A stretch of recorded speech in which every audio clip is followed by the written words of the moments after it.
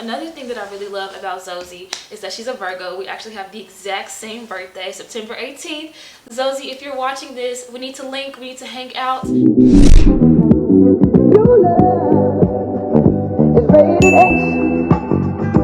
means you're extra.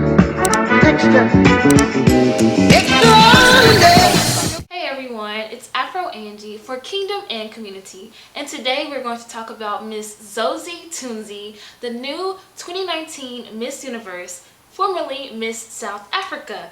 I sincerely hope I'm pronouncing Zozie's name right. I wanted to just make this video about what Zozie's win means to me. What Miss South Africa from the Xhosa tribe, I hope I'm pronouncing that right as well, what that means to me to see her as the new Miss Universe. Guys, I really admire her, and I know that's dangerous to say because I don't know her personally, but I actually have been following her since she won Miss South Africa. As some of you know, I'm very like pro all things black, all things diaspora, and formerly the beautiful winners of the Miss South Africa title have not looked like me. As I said, they are beautiful.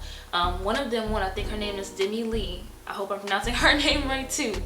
She won Miss Universe as well. Very beautiful, very well spoken. They seem like very nice women, but they didn't look to me what I believe the indigenous people of South Africa look like. Even though I'm not South African, I wonder how people in that country felt to know the history of South Africa and to know about apartheid and to know about the Afrikaans, I believe that's how you pronounce it. I wonder how it felt to not have a queen that looked like the indigenous people represent you on the national platform. And so when I saw Zozie win with her beautiful 4C hair that's short, her richly melanated skin representing the people who are indigenous to that country, I was so happy to see that. I just wonder how the people of South Africa felt as well. Zozie, not only does she look like the indigenous people of South Africa, she represents for her tribe, the Xhosa tribe. I think that's just so powerful. So many times I think as black people, especially as black women, we feel that in order to make it to the next level, we have to assimilate, we have to water ourselves down. I've actually been told in many professional settings to kind of like just let go of who I am, my identity, my heritage. It no longer matters because I'm just trying to like climb the ladder. For me to be so passionate, that really bothers me. For a minute I was thinking, okay, you know, that's what I have to do. And to see Zozie win, and she represents for her tribe, she represents for her culture, she speaks her tribe language. I hope that's how you say it. I promise guys, I'm ignorant to some of these things, but I'm not trying to be disrespectful. I was actually once a queen too, a queen of my school, and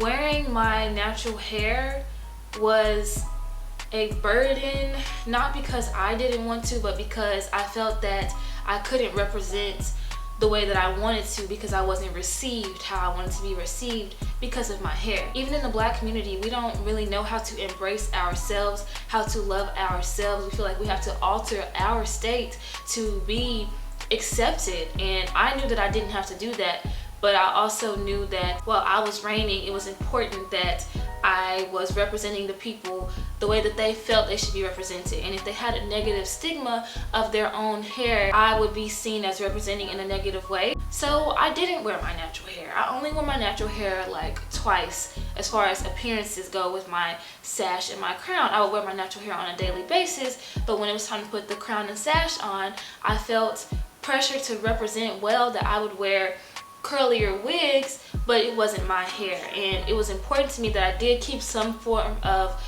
kinky curly texture because I wanted the little black girls looking up to me in the small, you know, area that I was reigning over. I wanted them to know that they were beautiful, right? Like the pressure that we felt growing up to participate in a pageant or for any formal event, the way we had to change ourselves, right? We would get our hair pressed for Easter, we'd put on a nice wig for prom or things like that. I wanted little black girls to know that they were beautiful, that they were professional, that they were glamorous with their own texture in their own skin. So I was really passionate about keeping some form of that, even if it wasn't my 4C hair, some form of curlier, kinkier texture. I said I'm kind of disappointed in myself that I didn't have the grit to just push through and wear my 4C coils, but to see Zozi walking on the freaking Miss Universe stage, like, this is the biggest pageant in the world, and she didn't care.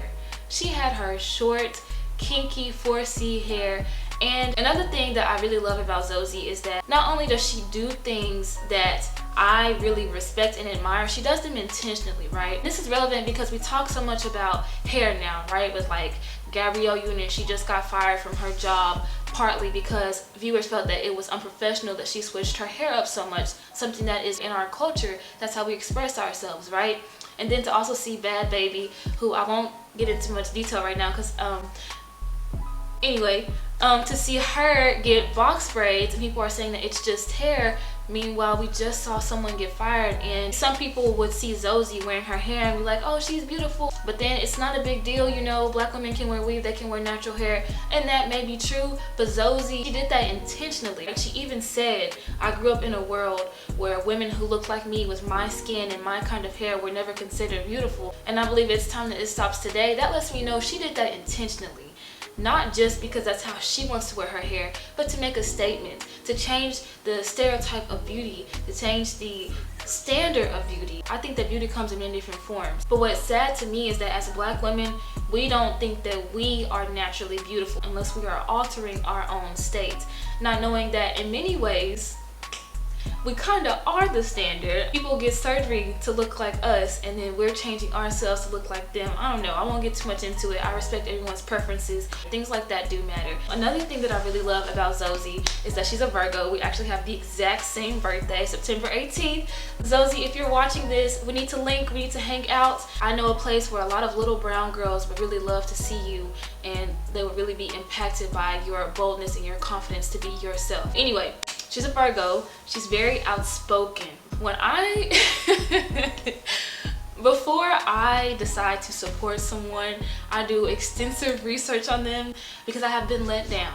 And I know now that it's more important to put someone on the prayer list where they can be lifted up rather than to put them on a pedestal where they could fall down. I completely understand that. I'm not perfect myself. And there's nothing worse than looking up to someone just to realize like they're nothing like what you thought, and their ideology is, it couldn't be further from what you stand for.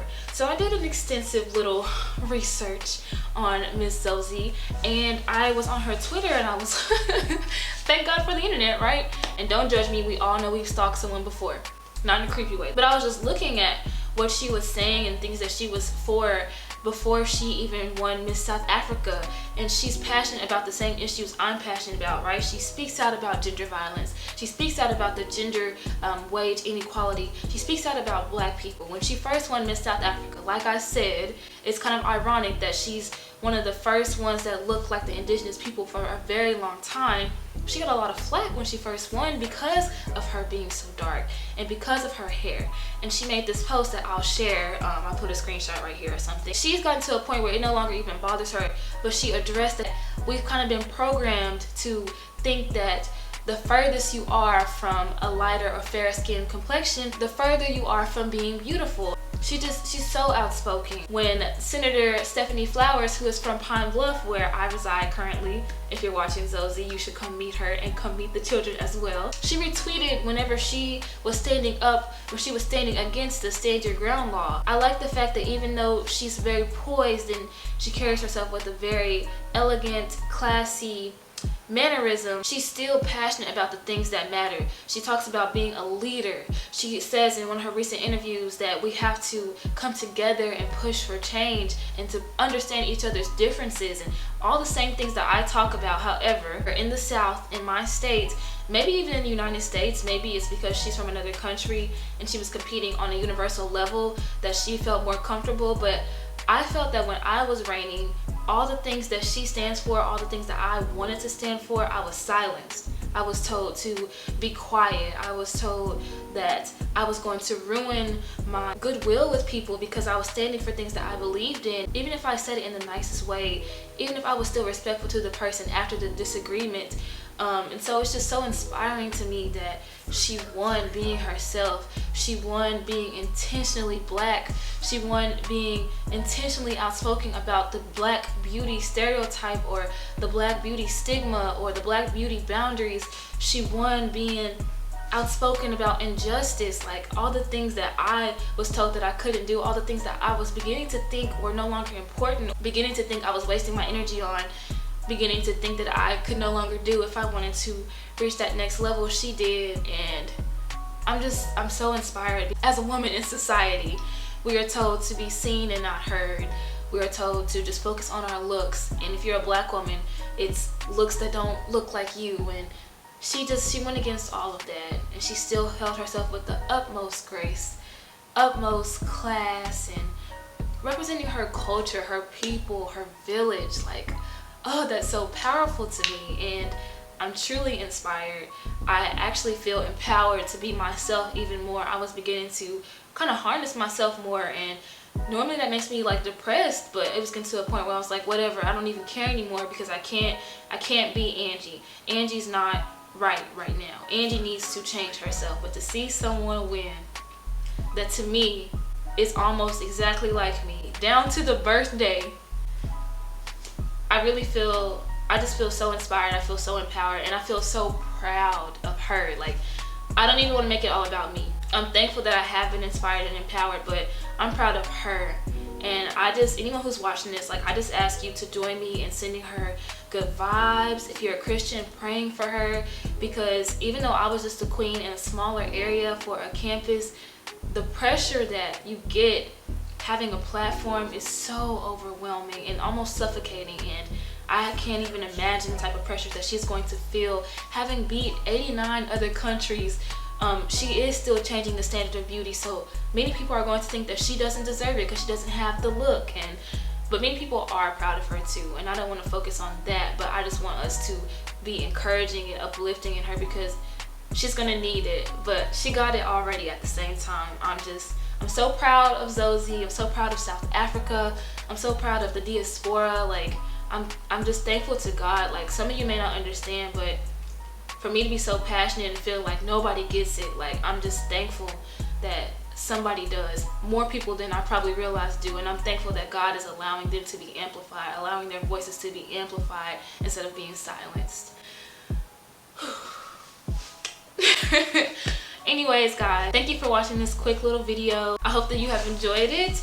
I hope that you all are prepared for Angie in 2020. I am, and if you made it to this point, I just want to ask you to join me in praying, not only for myself, but just for all those creators and for all those visionaries. I just pray that in 2020, that's the year of vision. Like, I just pray that we're able to fulfill the plans that God has for us and to walk in our purpose and to be diligent in our pursuits, no matter what that is. Yeah, guys, let's just radiate good positive energy and be intentional in all that we do. Thanks again for watching. Don't forget to like, subscribe, and share.